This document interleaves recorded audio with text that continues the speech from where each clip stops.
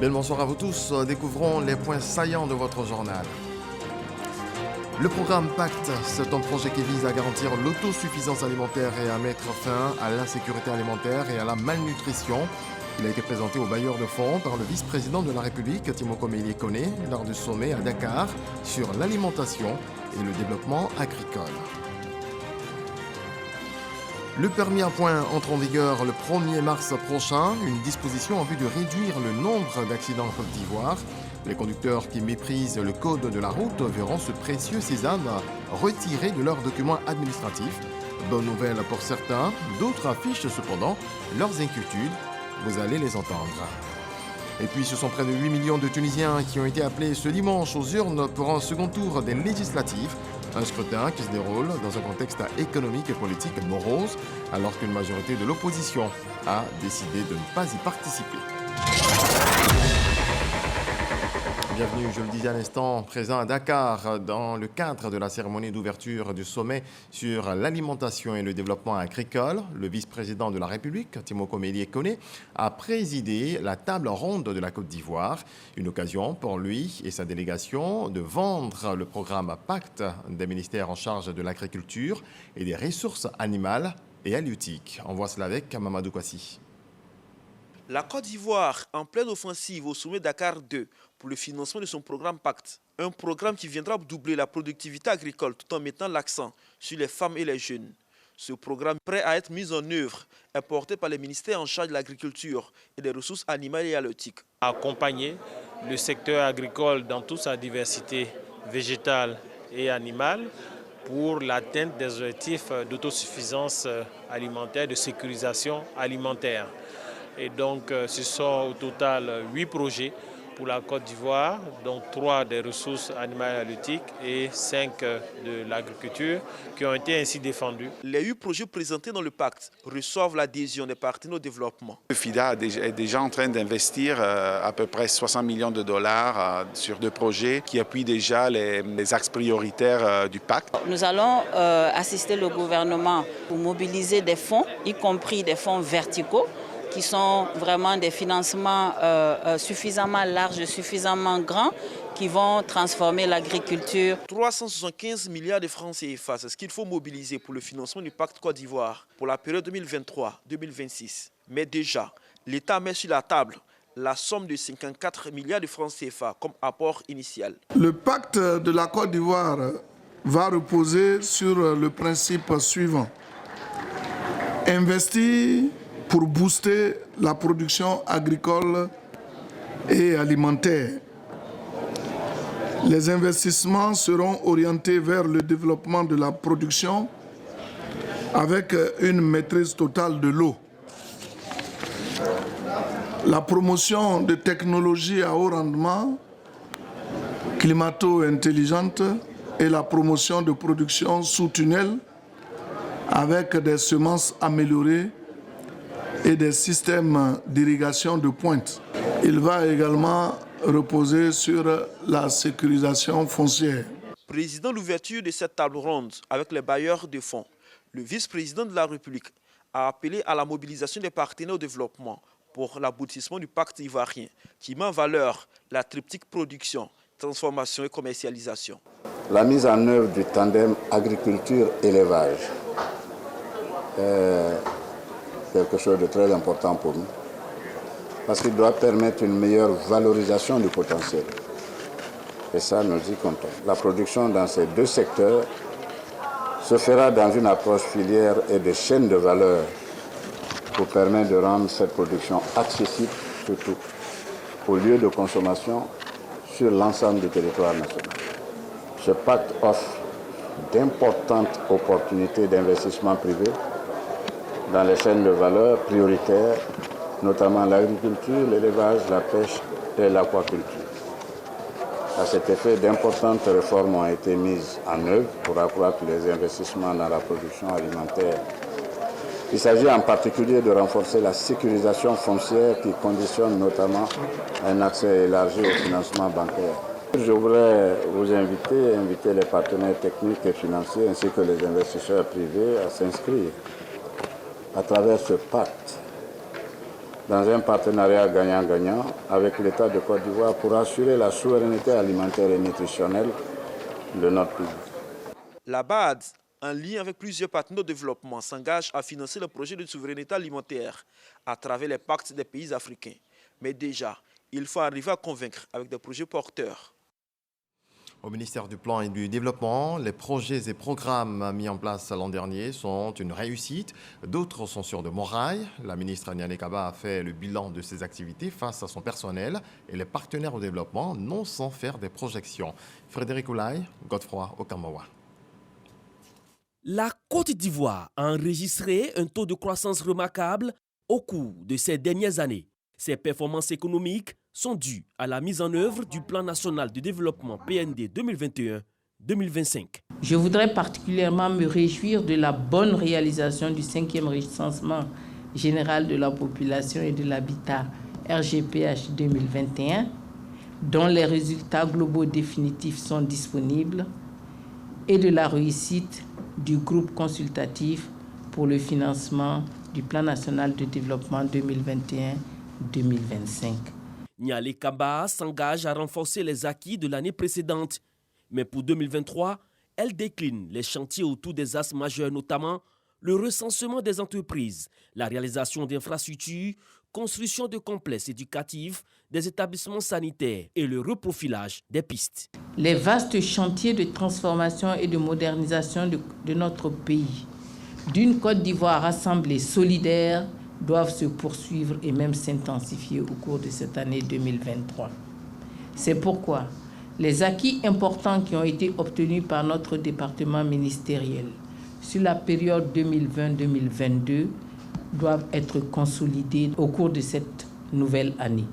Les chantiers majeurs de notre département ministériel pour l'année 2023 porteront sur la poursuite de la mise en œuvre du Plan national de développement 2021-2025 à travers l'opérationnalisation du dispositif institutionnel et organisationnel de suivi, la réalisation de différents projets d'infrastructure. La ministre du Plan et du Développement a invité les partenaires à renforcer leur stratégie et solidarité en faveur de la Côte d'Ivoire.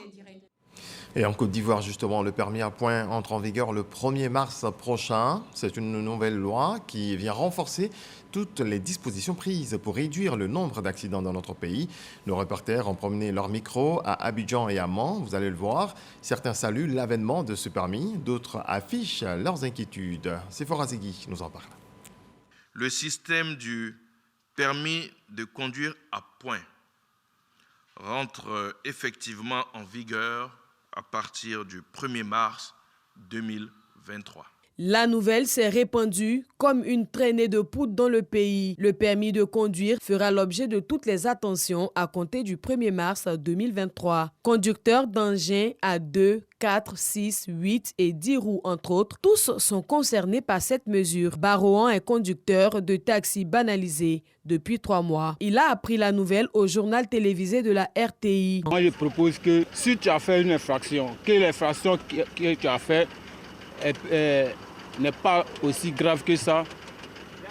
L'agent en face de toi peut te dire que non, ce que tu as fait prochainement, il ne faudrait pas que tu fasses. Mais si c'est grave, là, on peut t'enlever des points. Il sera alloué à chaque permis de conduire un capital de 12 points qui feront l'objet de diminution en cas d'infraction commise par son détenteur. Le permis de conduire perd sa validité et doit être retiré à son détenteur lorsque le total des 12 points alloués est épuisé. Je trouve ça salutaire.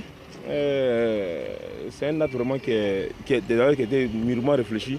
Parce qu'aujourd'hui, l'accident, vraiment, l'incivisme au milieu du transport est trop. Au sein de la classe des transporteurs, les plus réfractaires à cette ordonnance, les conducteurs de minibus. Qui a proposé cette loi? C'est le gouvernement, le ministère des Transports. Le ministère des Transports. Ah, mais là, il n'a pas science pour nous. Ah, maman, au fait, là, déjà, ça ne nous arrange pas. À côté des transporteurs, les particuliers, ils accueillent le démarrage effectif du permis à points avec beaucoup d'enthousiasme. Je suis heureuse que le permis à points soit en vigueur au Côte d'Ivoire. Ça va permettre beaucoup de discipline au niveau des usagers de la route.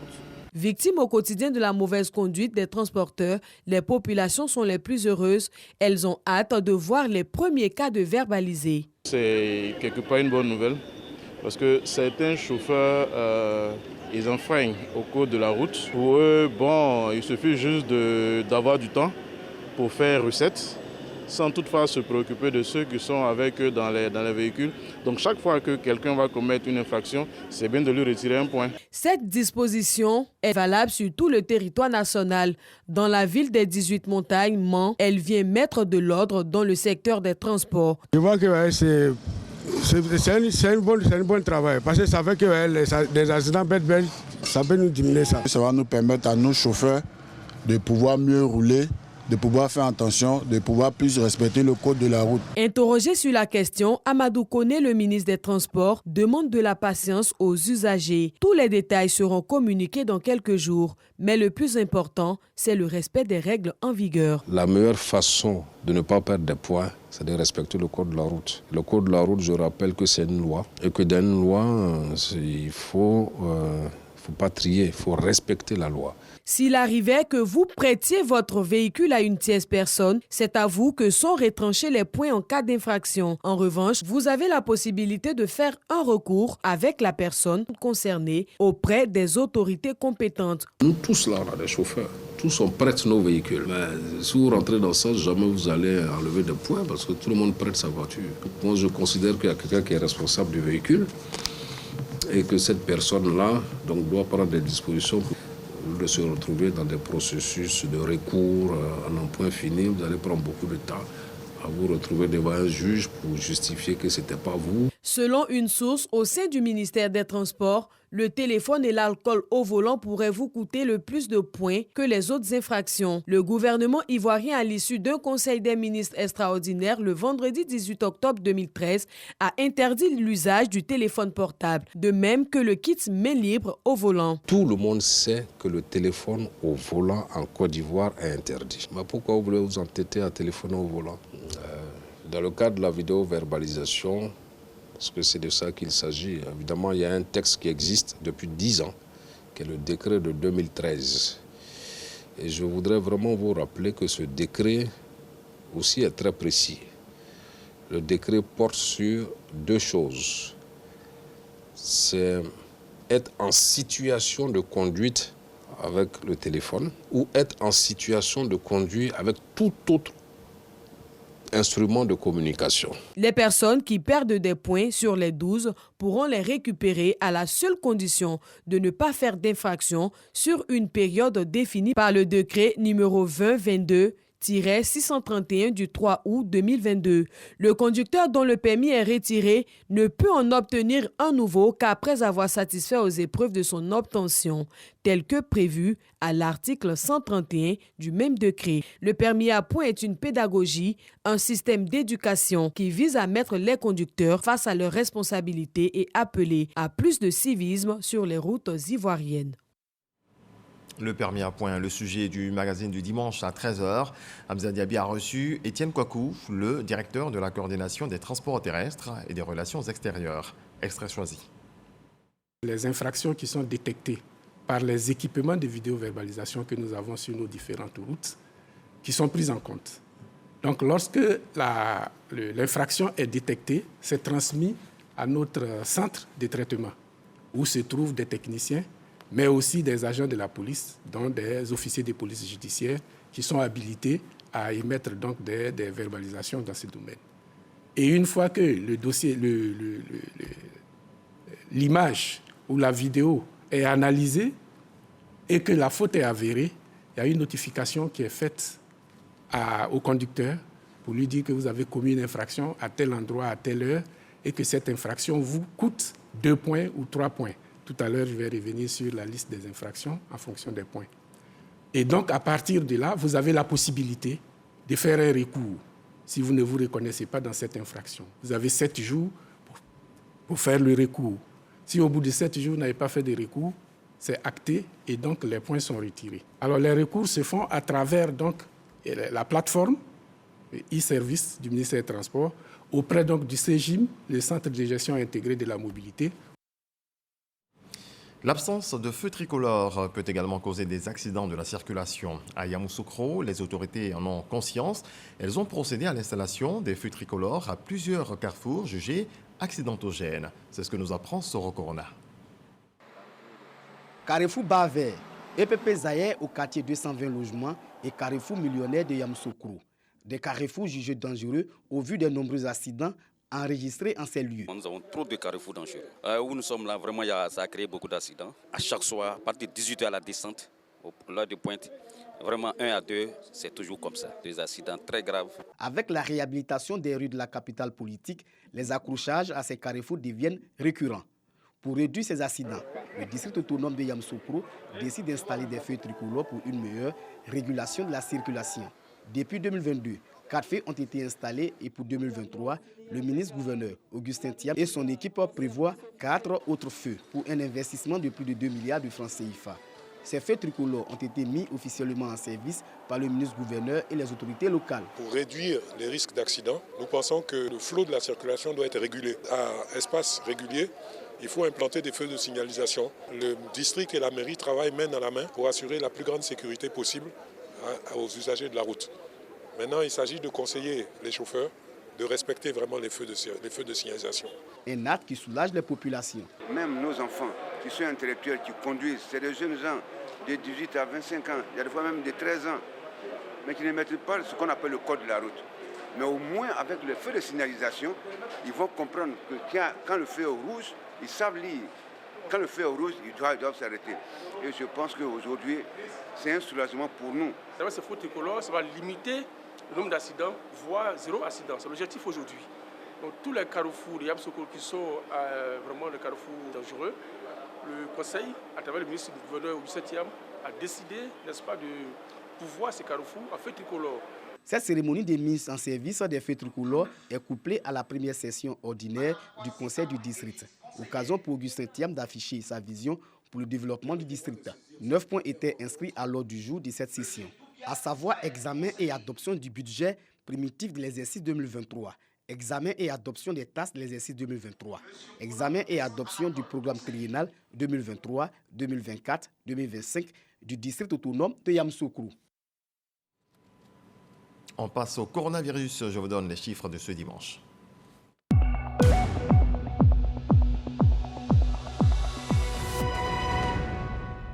Le ministère de la Santé, de l'Hygiène publique et de la couverture maladie universelle a enregistré ce dimanche 29 janvier 2023 7 nouveaux cas de Covid-19, 1 guéri et 0 décès.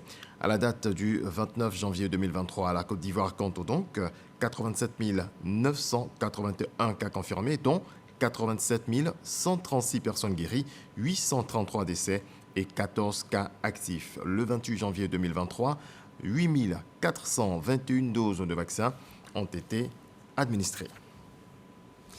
Dans le domaine sportif, 92 acteurs ont été décorés dans l'ordre du mérite sportif dans les catégories de commandeurs, officiers et chevaliers. C'était au Palais des Sports de Treichville lors de la rentrée sportive. Arsène Kouassi et Jean Silver. La rotonde du Palais des Sports de Treichville a connu une ambiance de grand jour à l'occasion de la rentrée fédérale 2023, couplée à la journée du mérite sportif.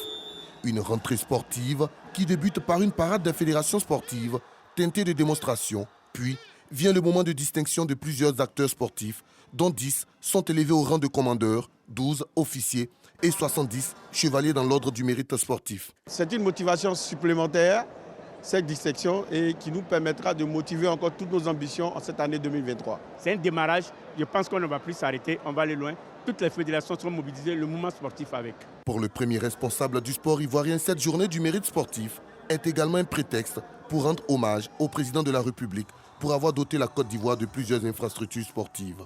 Depuis l'indépendance de notre pays, jamais on a autant investi en infrastructures sportives. Ça a été l'occasion pour nous de remercier, au nom du mouvement sportif, le président de la République. Le thème de cette année, le sport comme gisement d'opportunités pour la jeunesse, une jeunesse responsable qui prendra sa place dans la construction d'une Côte d'Ivoire solidaire. Je suis donc comblé de voir que le mouvement sportif a adhéré avec force, vigueur et une exceptionnelle mobilisation au message du président de la République qui a voulu faire de cette année l'année de la jeunesse. Or, nous savons tous la corrélation forte qu'il y a entre la jeunesse et les sports. L'autre moment fort, la remise symbolique d'un chèque exceptionnel de 150 millions de francs CFA aux fédérations sportives pour l'achat des équipements. Décès de l'écrivain Charles Nocan le 1er novembre dernier. Le ministère de la Culture et de la Francophonie lui rend hommage à la Bibliothèque nationale au Plateau. Prestations de slammer, témoignages et plusieurs autres activités ont meublé cette cérémonie. Issa Chonayeo. À 85 ans, l'écrivain Charles Zigwa Gbessi Nocan, plus connu sous le nom de Charles Nocan, a rangé définitivement la plume le 1er novembre 2022 à Abidjan. À l'initiative du ministère de la Culture et de la Francophonie, sa mémoire est honorée. Homme de culture, universitaire et écrivain, tous étaient présents pour rendre hommage à un baobab de la littérature ivoirienne. Et nous voici à l'ombre de nous-mêmes.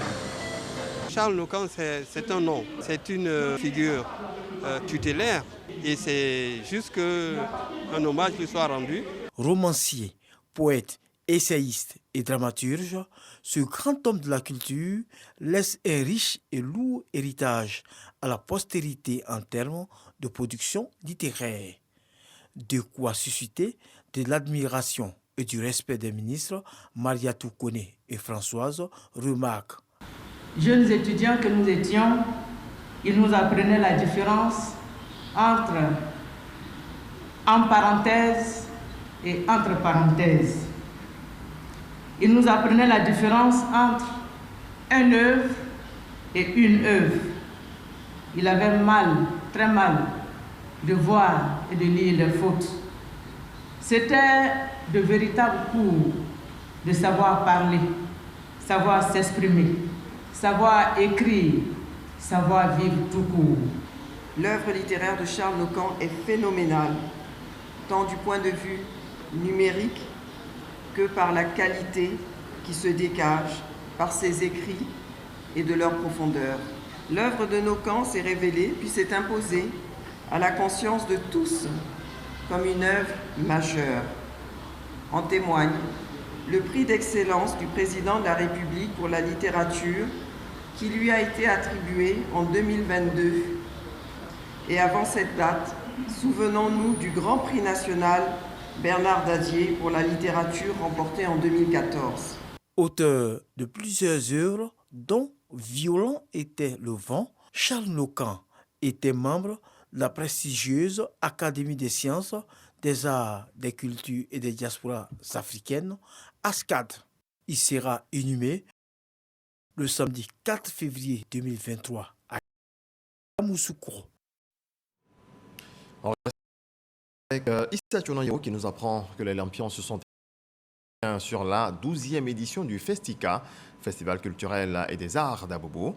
Initié par l'animateur-producteur Kunta Mader, ce festival a mis un accent particulier sur l'immigration clandestine. Regardons. Abobo, complexe sportif.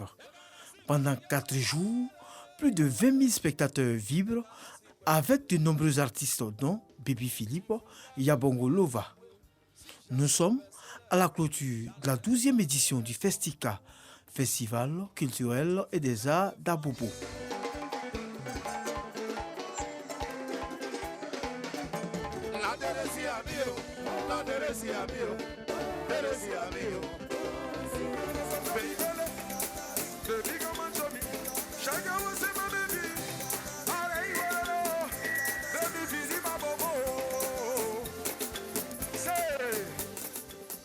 Cette édition du Festica a mis en lumière la musique aké.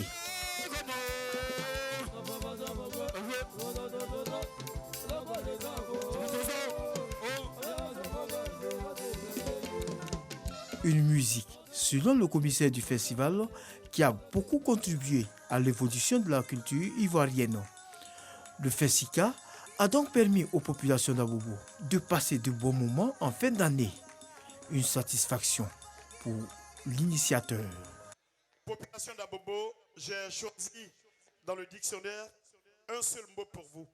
Merci. Je demande que vous applaudissiez bien fort. Merci. Merci à la reine de cette édition. Maman Nadia Camara, merci maman. Et merci à la ministre de la Culture et de la Francophonie, Françoise Reman. Merci à tous les partenaires. Que Dieu bénisse la Côte d'Ivoire.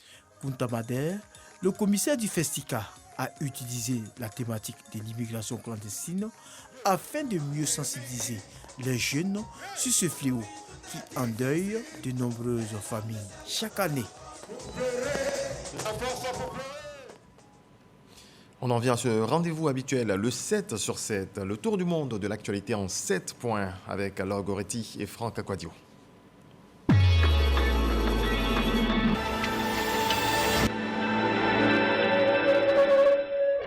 Les ministres des Affaires étrangères de l'Union européenne réunis à Bruxelles acceptent de débloquer à nouveau 500 millions d'euros supplémentaires pour des fournitures d'armement à l'Ukraine et 45 millions d'euros pour la formation des militaires. Deux fusillades en 48 heures sont intervenues dans les exploitations agricoles proches en Californie. Les victimes sont des travailleurs agricoles chinois. L'homme suspecté d'avoir commis cette attaque visant des travailleurs d'origine asiatique a été arrêté. La France va retirer ses forces spéciales déployées au Burkina Faso d'ici un mois, conformément à la demande de la junte au pouvoir. Cette décision intervient après avoir officiellement reçu la dénonciation par les autorités de la transition de l'accord de défense qui liait les deux pays depuis 2018, selon le ministre français des Affaires étrangères. À Port-au-Prince, des bandits armés ont assassiné 6 policiers dans la commune de Liancourt, dans le département de l'Artibonite. Dès la matinée, un mouvement de protestation a été enclenché par des policiers appuyés par les populations. La résidence officielle du Premier ministre Ariel Henry a été prise également pour cible. À quelques jours du 2e anniversaire du coup d'État intervenu en Birmanie, le 1er février 2021, le Haut Commissariat aux droits de l'homme de l'ONU dénonce la situation en Birmanie. Selon l'organisation, au moins 2890 personnes sont mortes aux mains des militaires et autres personnes impliquées dans la répression. Parmi elles, 767 personnes seraient décédées au cours de leur arrestation. Au Sénégal, une des organisations de la société civile dénommée le Forum civil veut une réponse du gouvernement suite aux recommandations de la Cour des comptes sur la gestion des fonds du Covid-19. Fin 2022, dans un rapport, la Cour des comptes avait constaté des surfacturations et des détournements de deniers publics dans la gestion de près de 1 milliard de francs CFA d'un fonds destiné à un plan de résilience pour faire face à la pandémie.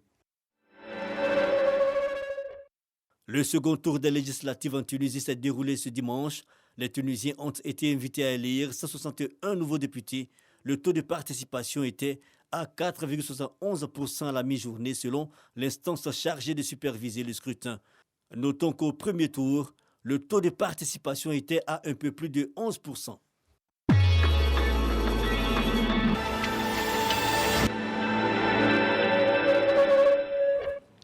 Point final, je vous revois demain dès 6h30. Dieu nous garde.